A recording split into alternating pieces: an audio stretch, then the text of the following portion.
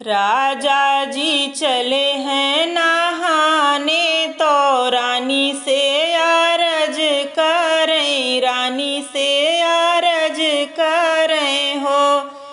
रानी लिपिनी राख्यू चौपैया, धनुष हम पूजबै, धनुष हम पूजबै हो। रानी लिपिनी राख्यू चौपैया, धनुष हम पूजबै, धनुष हम पूजबै हो। मैया जी बेटी का बोलावै तो गोद बैठावै, तो गोद बैठावै हो।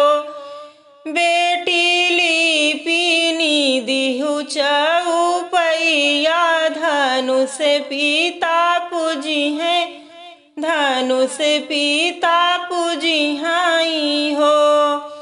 बेटी लिपि दिहु चौपैया, धनुष पिता पूजी हैं, धनुष पिता पूजी हैं हो। सुरहिनी गैया के गोबरा, गंगा जल पानी, गंगा जल पानी हो।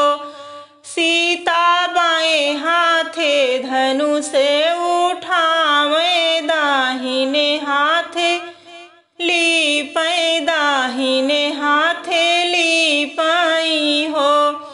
सीता बाएं हाथे धनुष उठावे, दाहिने हाथे लीपै, दाहिने हाथे लीपै हो।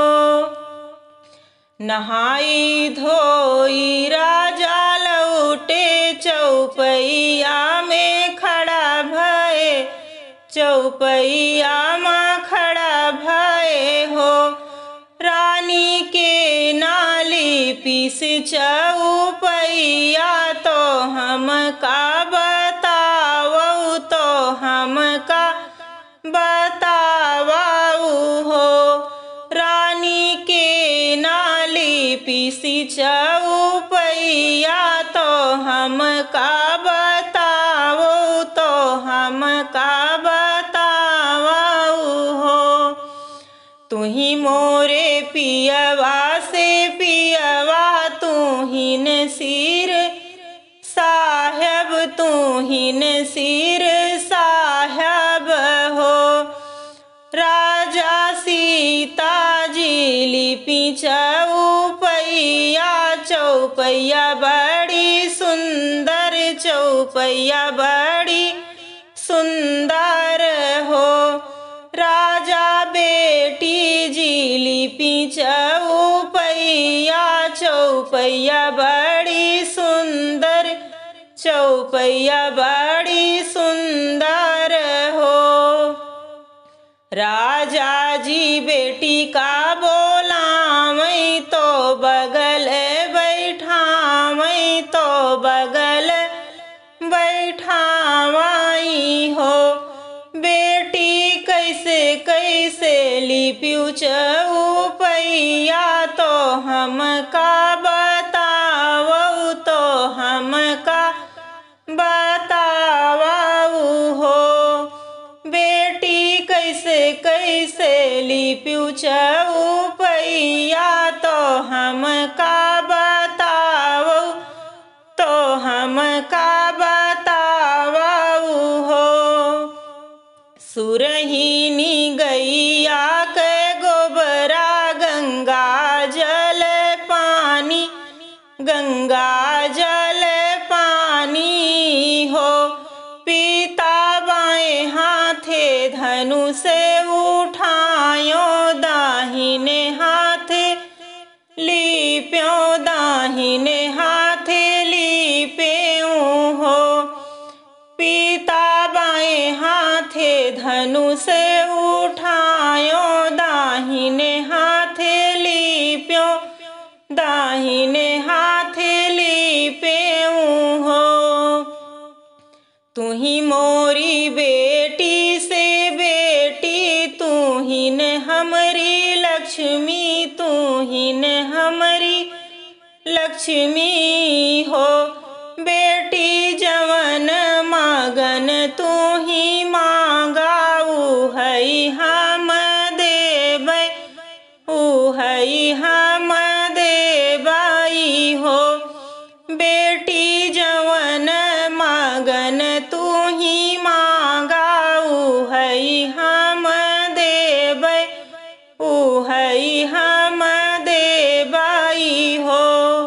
पहिला मगन सीता मांगे तो जब विधि पुरवै, तो जब विधि पुरवाई हो।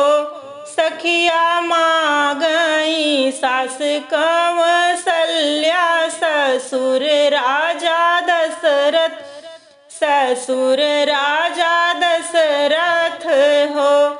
सखिया मांगई सासु कौसल्या, ससुर राजा दशरथ, ससुर राजा दशरथ हो। दूसरा मगन सीता मांगे तो जब विधि पुरवै, तो जब विधि पुरवाई हो।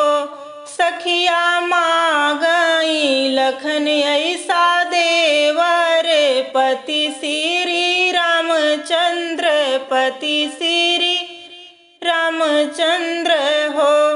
सखिया मांगई लखन ऐसा देवर, पति श्री रामचंद्र, पति श्री रामचंद्र हो। तीसरा मगन सीता मांगे तो जब विधि पुरवै, तो जब विधि पुरवाई हो। सखिया मांगई अयोध्या का राज, यो सरयू ना